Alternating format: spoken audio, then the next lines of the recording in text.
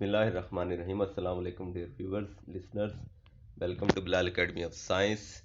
इस वीडियो में हम यूनिट नंबर 5 की एक्सरसाइज डिस्कस करने जा रहे हैं, लेकिन इससे पहले मैं आपसे कहना चाहता हूं कि अगर आपने हमारे चैनल को सब्सक्राइब नहीं किया तो सब्सक्राइब करें और बेल आइकन के बटन पर भी क्लिक करें ताकि नेक्स्ट जो एक्सरसाइजेज की वीडियोस हैं वो आपको मिल सकें। तो स्टार्ट करते हैं। स्टार्ट करेंगे हम फर्स्ट ग्लोसरी से। जैसा कि मैंने प्रीवियस एक्सरसाइजेज में भी आपको बताया था कि किस तरीके से एमसीक्यूज बनते हैं एक्सरसाइजेज से। तो ग्लोसरी का जो पार्ट है इसमें से सिनोनिम्स टाइप एमसीक्यूज आते हैं 5 मार्क्स के।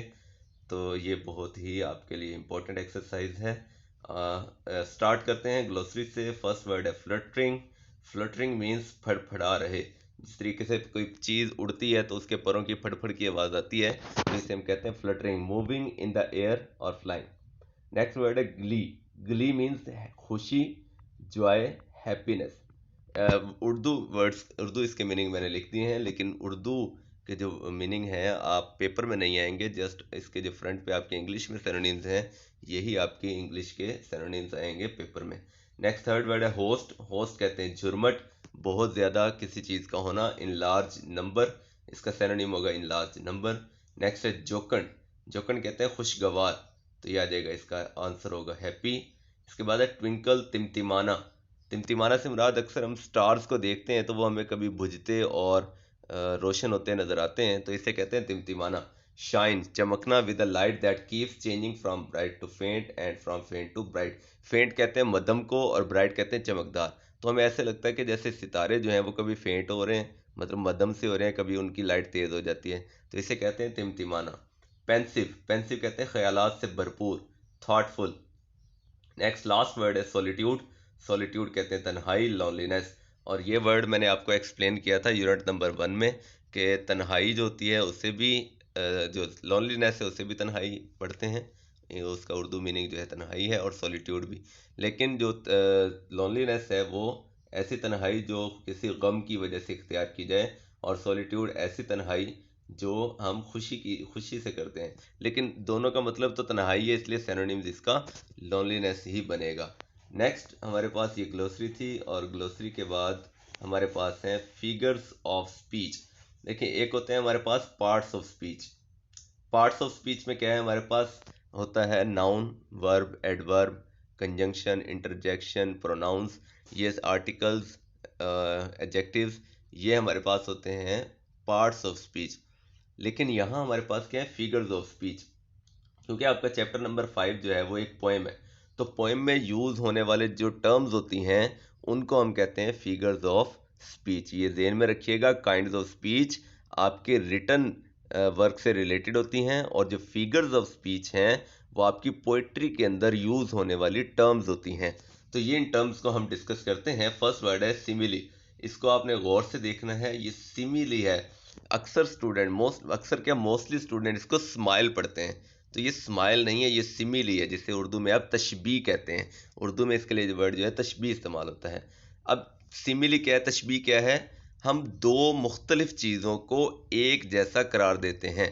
मतलब दो इंतहाई मुख्तलिफ होती हैं, बिल्कुल ही एक दूसरे से मुख्तलिफ चीज़ें हों और उनको हम एक जैसा कहें, तो उसको हम कहते हैं सिमिली। जैसे उर्दू में से तशबीह देते हैं कि हम इस चीज़ को तशबीह देते हैं किसी दूसरी चीज़ से।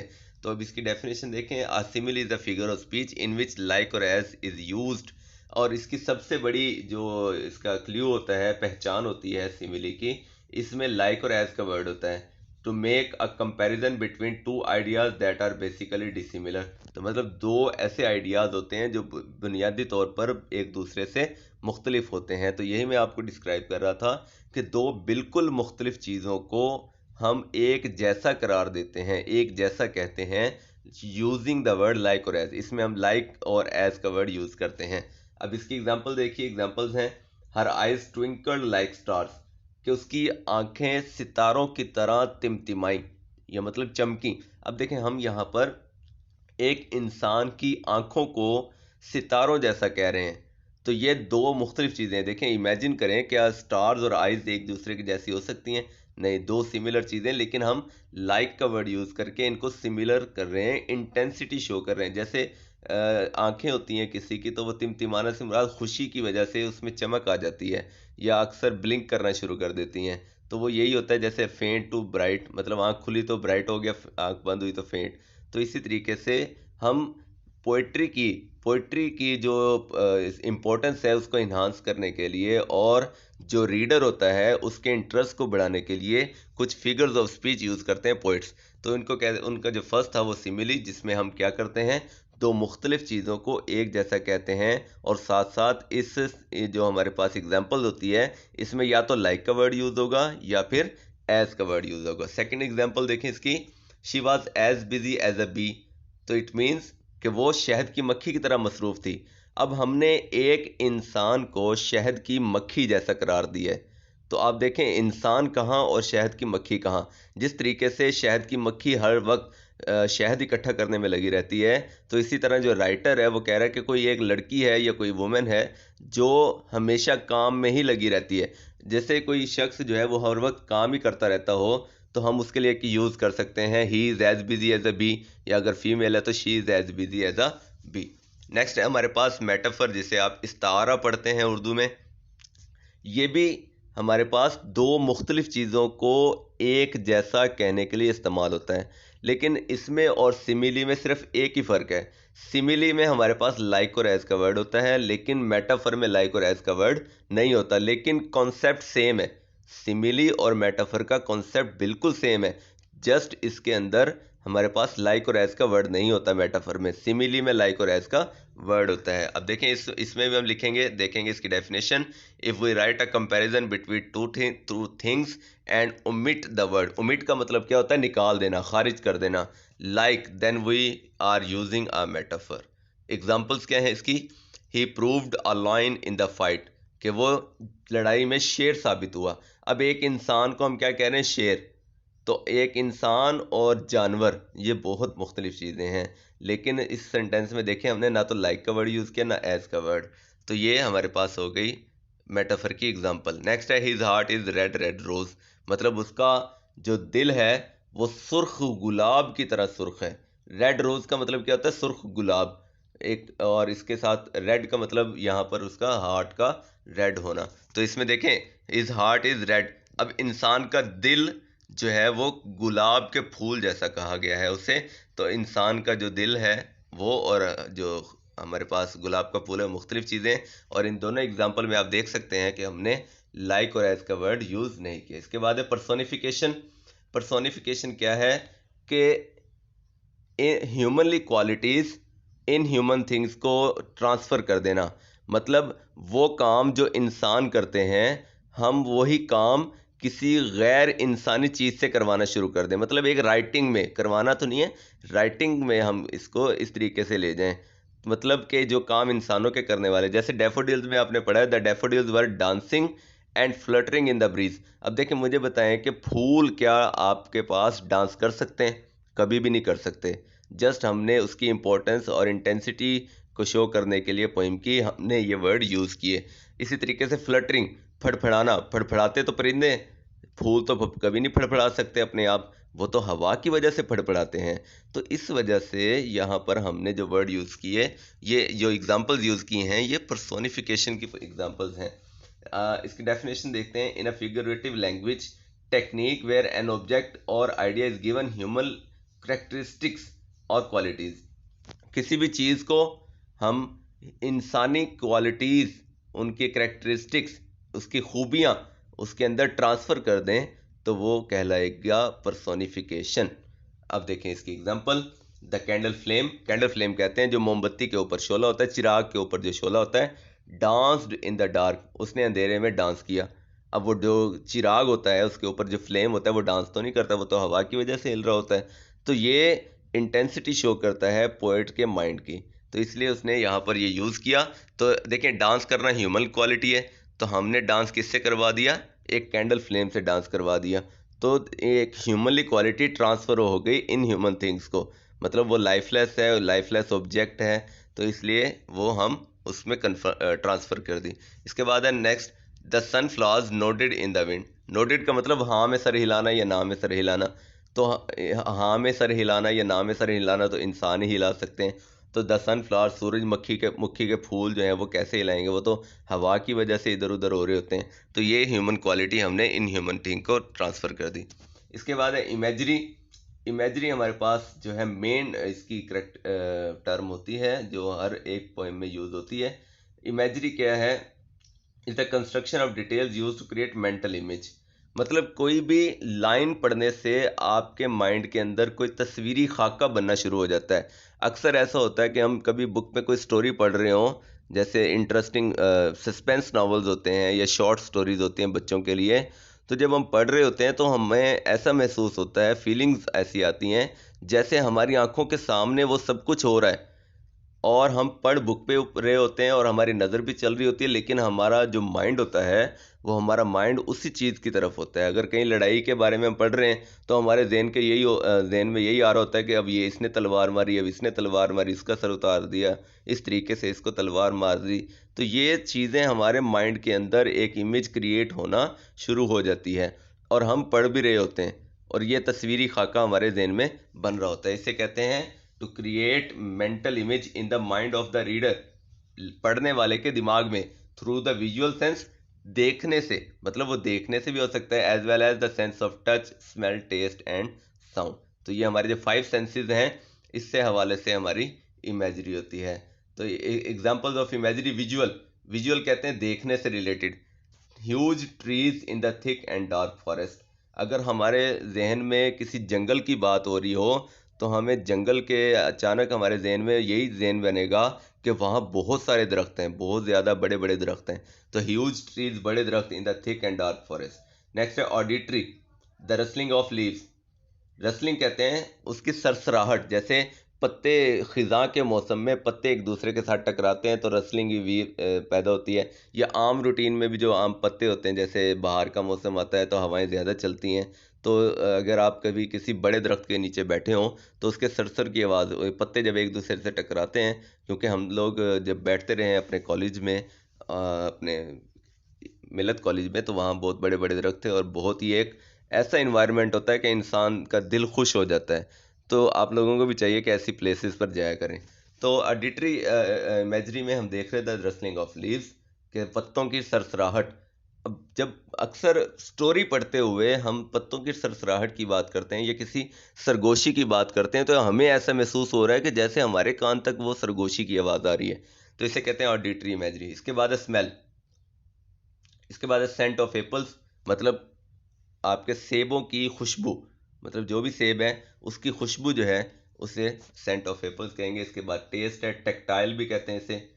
इसके बाद आ जाएगा स्वीट, सॉरी, जो टेस्ट वाली है उसे गुस्टेटरी कहते हैं, gustatory imagery, sweet and juicy oranges. इसके बाद लास्ट है टच। टच वाली को कहते हैं टेक्टाइल और स्मेल वाली को कहते हैं ऑल्फैक्टरी। ये याद रख लें, यहाँ मैं लिख नहीं सका। स्मेल वाली जो हमारे पास इमेजरी होती है इसे कहते हैं ऑल्फैक्टरी। जैसे ऑल्फैक्टरी नर्व्स होती हैं हमारे नाक के अंदर, नोज़ के अंदर, जो जो ब्रेन को जो है वो पहुंचाती हैं इस इंफॉर्मेशन। तो ऑल्फैक्टरी नर्व्स की वजह से ये ऑल्फैक्टरी इमेजरी कहलाएगी। टेस्ट वाली जो है हमारे पास वो गुस्टेटरी और जो टच वाली है वो टेक्टाइल कहलाएगी। तो रिजिड एंड रफ बाथ। इसके बाद नेक्स्ट हमारे पास है यहाँ पर इसकी एग्जांपल्स हैं, लिखा हुआ है here is a list of few similes, metaphors and personifications. कि यहाँ सिमिली पर्सोनिफिकेशन की कुछ एग्जांपल्स दी गई हैं। आपने क्या करना है, कैन यू आइडेंटिफाई देम, वो पूछ रहा है कि क्या आप इन्हें पहचान सकते हैं। राइट एस फॉर सिमिली, तो आपने क्या करना है, बॉक्स के अंदर सिमिली के लिए एस लिख देना है। M for metaphor and P for personification.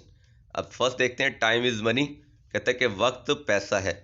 वक्त को किस जैसा कहा गया, पैसे के जैसा। दोनों मुख्तलिफ चीज़ें। अब इसमें ना तो लाइक का वर्ड यूज है ना एज का, तो कंपैरिजन है, तो ये मेटाफर कहलाएगा।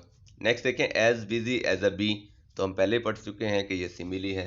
The wind whispered the rumours of the forest, कि हवा ने जंगल की जो अफवाहें हैं उनकी सरगोशी की। तो हवा तो सरगोशी कर नहीं सकती, तो humanly quality in human thing को ट्रांसफर हुई, तो ये आ जाएगा personification. As gentle as a lamp, तो एक कहते हैं कि भेड़ के जो बच्चा होता है उसके जैसा जो है शरीफ, तो ये सिमिली आ जाएगा क्योंकि इसमें एज का वर्ड यूज हुआ है। जहाँ एज और लाइक का वर्ड होगा वो सिमिली होगा। The sorry engine, sorry engine का मतलब होता है ख़राब इंजन। वीज्ड इट्स डेथ कफ, इसने अपनी आखिरी हिचकी ली। जैसे इंसान होता है मरते हुए उसे हिचकी आती है, इस तरीके से मतलब एक हिचकी निकलती है इंसान की जब उसकी रूह कब्ज होती है। तो ये कह रहा है कि जो ख़राब इंजन था उसने अपनी आखिरी हिचकी ली ज़िंदगी की। तो आखिरी हिचकी तो इंसान लेता है, इंजन तो नहीं ले सकता। तो ह्यूमनली क्वालिटी जो है वो इन ह्यूमन को ट्रांसफ़र हुई, तो ये सिमिली हो जाएगा। द हार्ट ऑफ लाइन, शेर का दिल, मतलब इंसान के जो दिल है उसको कहा गया है शेर जैसा, तो ये मेटाफर आ जाएगा। इसके बाद है नेक्स्ट बॉक्स में देखें, कॉलम जो है द एप्पल ऑफ माई आई, मतलब मेरी आंख का तारा। ये जो आप अक्सर हम बोलते हैं, जैसे माँ बाप होते हैं, कोई चहेता हो बेटा, ये जो ज़्यादा लाडला होता है, या कोई टीचर है तो उसके जो ज़्यादा लाडले स्टूडेंट्स होते हैं, जो अच्छे पढ़ने वाले होते हैं, तो उनके लिए यूज़ किया जाता है एप्पल ऑफ माई आई, आँख का तारा, मतलब जो उनके क्लोज होते हैं बच्चे। तो ये भी मेटाफर होगा। इसके बाद as cunning as a fox, तो इसमें एज का वर्ड है, कनिंग कहते हैं मकार, किसकी तरह मकार, इंसान किसकी तरह मकार है, लोमड़ की तरह। तो इंसान को किस जैसा कहा गया, लोमड़ जैसा कहा गया, तो ये सिमिली आ जाएगा। इसके बाद है brown grass was begging for water, कहते हैं कि जो भूरे रंग की घास थी वो पानी की भीख मांग रही थी। भीख तो इंसान मांगते हैं, जो यहाँ पर भिखारी हैं ये भीख मांगने वाले हैं। घास कैसे भीख मांग सकती है, वो बोल नहीं सकती। तो जो ह्यूमनली क्वालिटी इन ह्यूमन को ट्रांसफ़र हुई, तो पर्सोनिफिकेशन। नेक्स्ट है as wise as an owl, के एक उल्लू की तरह जो है वो ज़हीन या अक्लमंद समझदार। वैसे आजकल हम उल्लू, जब भी हम किसी को कहना चाहते हैं तो हम कहते हैं ये उल्लू, मतलब किसी को बेवकूफ़ कहना हो तो हम उसे उल्लू कह देते हैं, हालांकि ये उल्टी टर्म है। ये टर्म असल जो है as wise as an owl, जो उल्लू है एक बहुत ही समझदार परिंदा होता है। तो यहाँ हम इसको देखेंगे कि इंसान को उल्लू जैसा कहा गया। हम अगर किसी को उल्लू कह दें तो उसके लिए जो है वो बहुत ही गुस्से में आ जाते हैं, हालांकि ये बहुत ही अच्छा वर्ड है कि हम किसी को उल्लू कह दें। उल्लू से मुराद यहाँ पर अगर आप देख सकते हैं कि उसने लिखा हुआ as wise as an owl, उल्लू की तरह समझदा, तो ये सिमिली है। तो इसके बाद नेक्स्ट है ब्लैंकेट ऑफ स्नो, के बर्फ़ की जो बर्फ़ का कंबल, कंबल और बर्फ़, इस तरीके से आप देख लें ये metaphor. As black as the crow, तो ये आ जाएगा सिमिली, क्योंकि इसमें एज का वर्ड है। नेक्स्ट वोकेबलरी का पार्ट है हमारे पास, ये फिर मैं आपको बताता चलूँ। 5 मार्क्स के एमसीक्यूज होते हैं इसमें से, जो सिनोनिम्स के तौर पर आते हैं। यूज अ थिसारस, थिसारस क्या है, थिसारस एक बुक होती है जिसमें वर्ड्स के सिनोनिम्स होते हैं। To find 3 more synonyms of the following words, तो हमने क्या करना है, 3 वर्ड्स हमारे पास हैं, इससे फर्दर हमने 3 जो है इनके सिनोनिम्स लिखने हैं। फर्स्ट वर्ड है सा, सेकंड ग्लैंस, थर्ड गेज। सा का मतलब देखा, ग्लैंस का मतलब होता है सरसरी नज़र डालना। जैसे हम किसी भी चीज़ को तलाश कर रहे हो, बुक में से हम देखते हैं थोड़ा सा, फिर अगले पेज पे थोड़ा देखा, फिर अगले पेज पे, तो ये ग्लैंस होता है। गेज, गेज का मतलब होता है गौर से देखना। जैसे कहीं कोई एक्सपेरिमेंट हो रहा हो, तो एक्सपेरिमेंट होते हुए हमारी नज़र इधर उधर नहीं होती, तो गेज होता है। इसके बाद लुक, लुक का मतलब देखना फॉर्मल वे, इनफॉर्मल वे में। स्टेयर, स्टेयर का मतलब होता है घूरना, गुस्से से किसी की तरफ देखना, ये स्टेयर। और बिहोल्ड, बिहोल्ड का मतलब होता है देखना।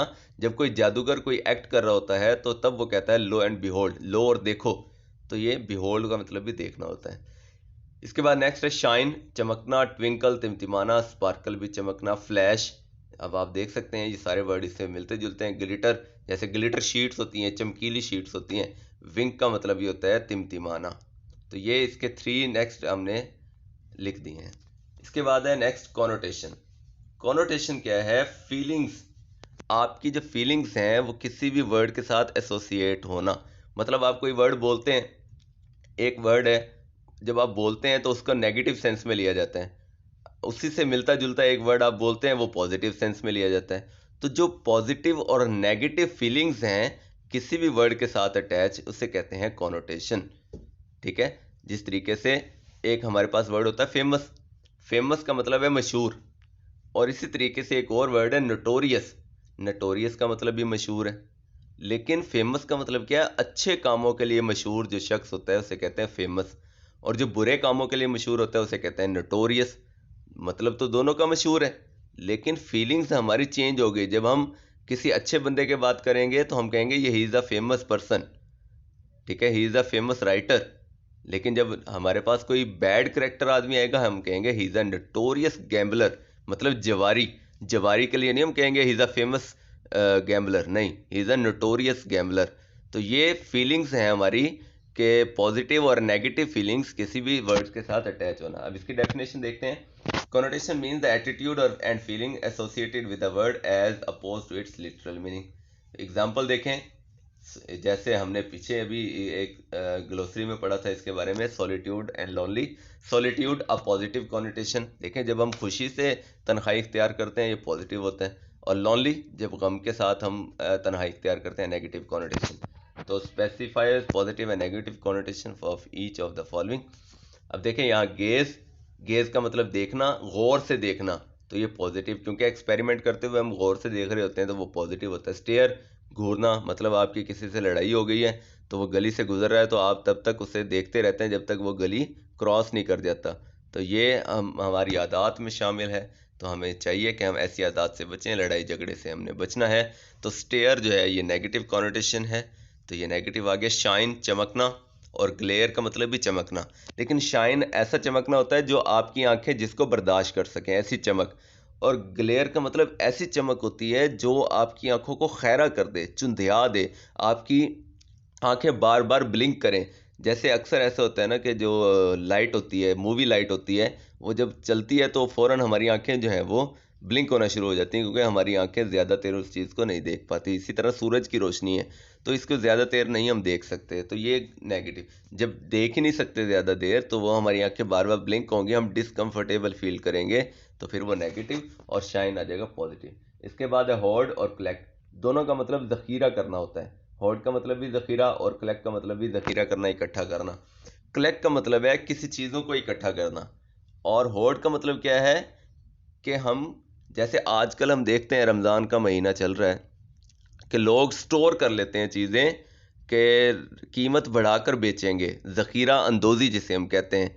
तो ये होड़ जो है ज़ख़ीरा अंदोज़ी है, गलत तरीके से किसी चीज़ को आप क्या करते हैं, कलेक्ट कर लेते हैं, ज़ख़ीरा कर लेते हैं। तो ये होड़ नेगेटिव हो जाएगा और कलेक्ट क्या हो जाएगा, पॉजिटिव। इसके बाद बहुत ही हमारा इंपॉर्टेंट टॉपिक है कलेक्टिव नाउन। तो कलेक्टिव नाउन, नाउन क्या होता है, कोई भी चीज़ जिसको आप देख सकते हैं। अक्सर हमारे पार्ट्स ऑफ स्पीच ही बच्चों को याद नहीं होते हैं, तो आप देखें ना कलेक्टिव नाउन, नाउन की फर्दर हमारे पास यहाँ सब टाइप है। तो पहले तो हमें नाउन का पता होना चाहिए, कोई चीज़ जिसको आप देख सकते हैं। आप अपने घर में घूमें, जो चीज़ आप देख सकते हैं, जिस चीज़ को आप पकड़ सकते हैं, वो सभी चीज़ें नाउन है। फॉर एग्जाम्पल इस वक्त मैं एक रूम में बैठा हुआ हूँ, मेरे सामने एक फ़ैन है तो फ़ैन नाउन है। मेरे सामने एक ट्यूबलाइट है, ट्यूबलाइट जो है ये फ़ैन है, सॉरी नाउन है। मेरे सामने एक वॉल क्लॉक है तो वॉल क्लॉक क्या है, ये भी नाउन है। मेरे सामने एक बटन लगा हुआ है, बटन है तो ये, इसको मैं देख भी सकता हूँ, टच भी कर सकता हूँ, ये भी नाउन है।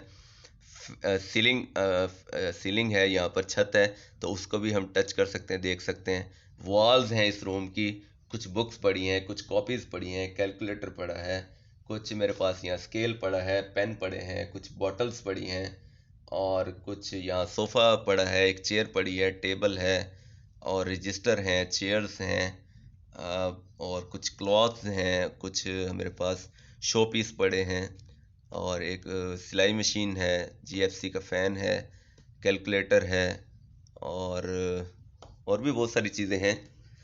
डोर हो सकता है, विंडो हो सकती है, अलमीरा हो सकती है। तो जो चीज़ कमरे में आपको नज़र आ रही है, जिसको आप टच कर सकते हैं, वो नाउन है।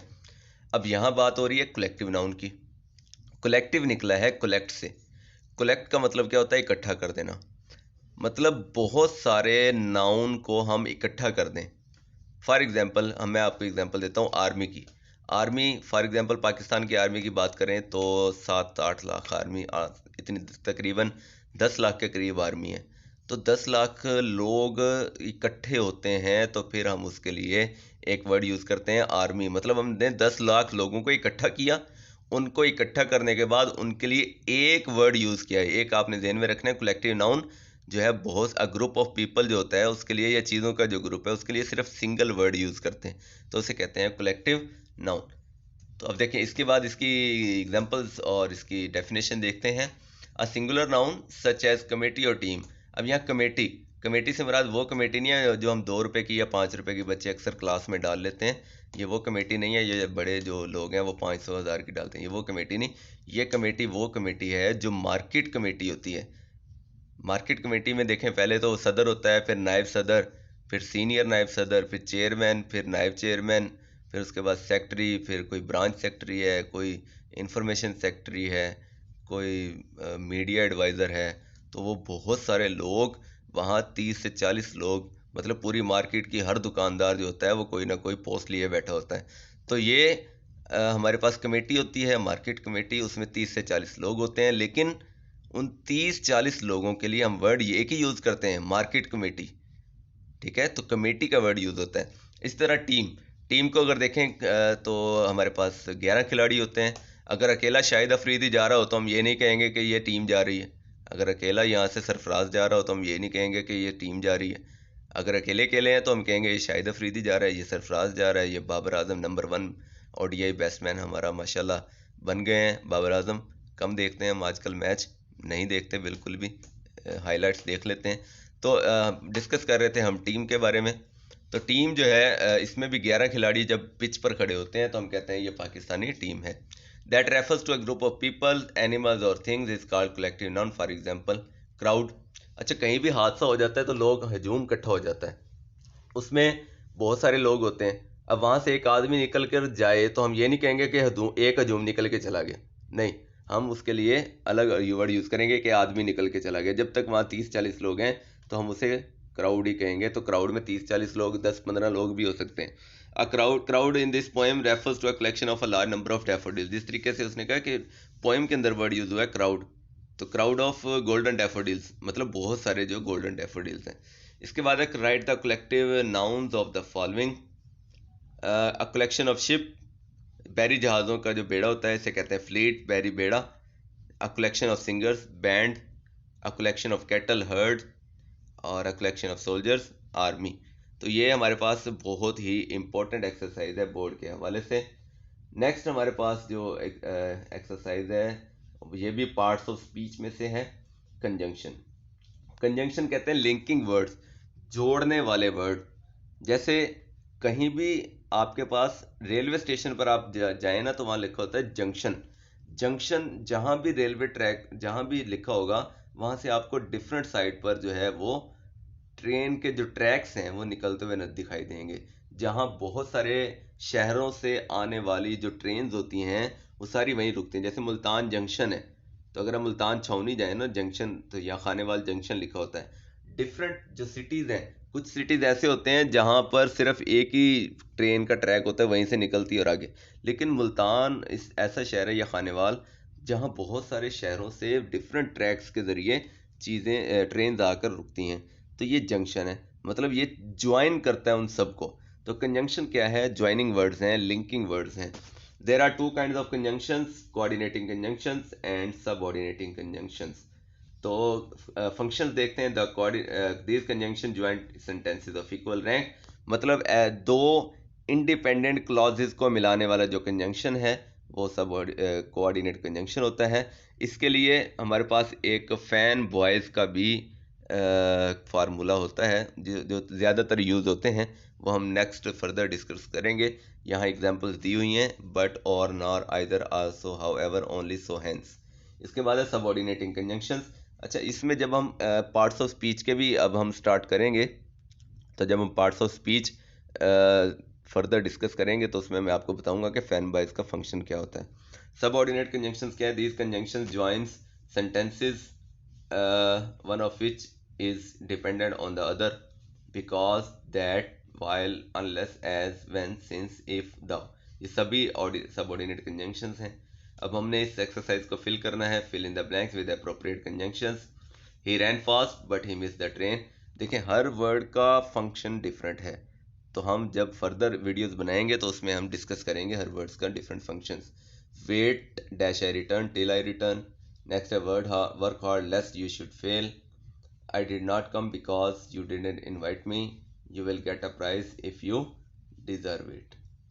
इसके बाद हमारे पास आई थिंक लास्ट एक्सरसाइज है इस चैप्टर की, वो है पार्टिसिपल्स।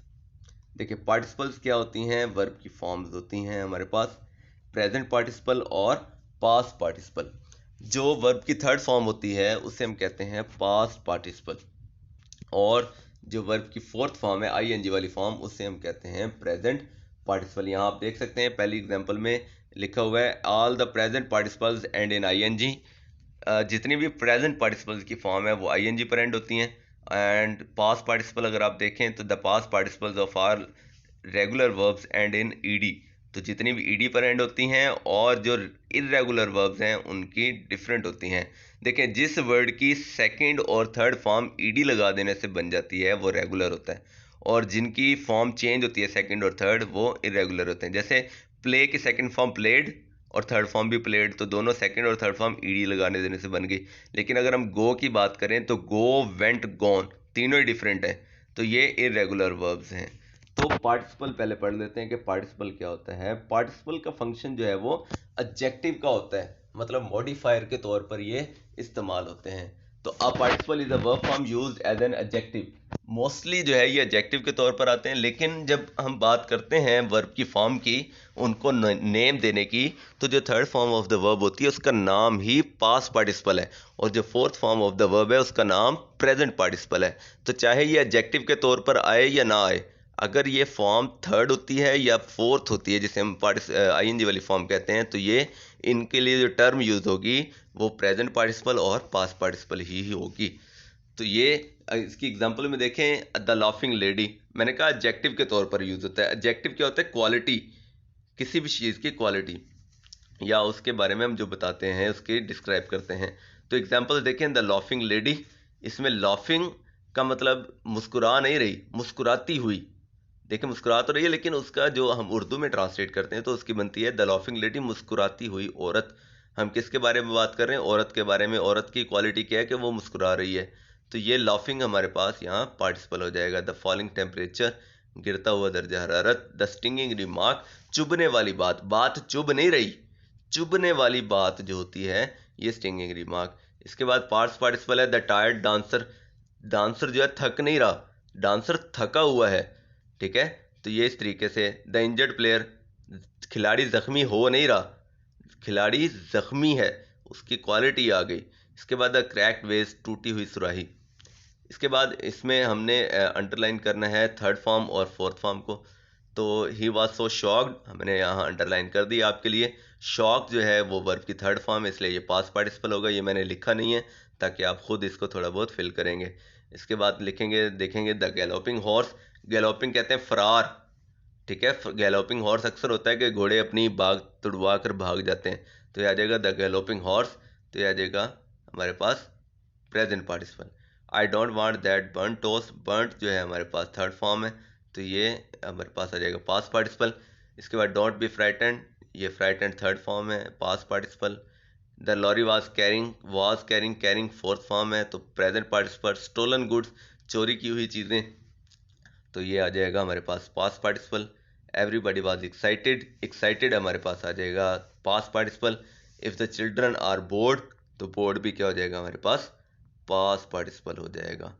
तो डियर स्टूडेंट्स, ये आज की हमारी वीडियो थी जिसमें हमने कंप्लीट यूनिट नंबर 5 की एक्सरसाइज हमने सॉल्व की है।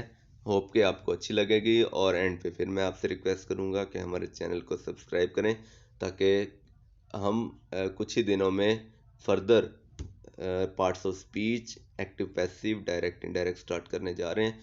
उसके लिए भी आपको जो हमारी वीडियोज़ हैं उसका नोटिफिकेशन मिलता रहेगा। Thank you dear students.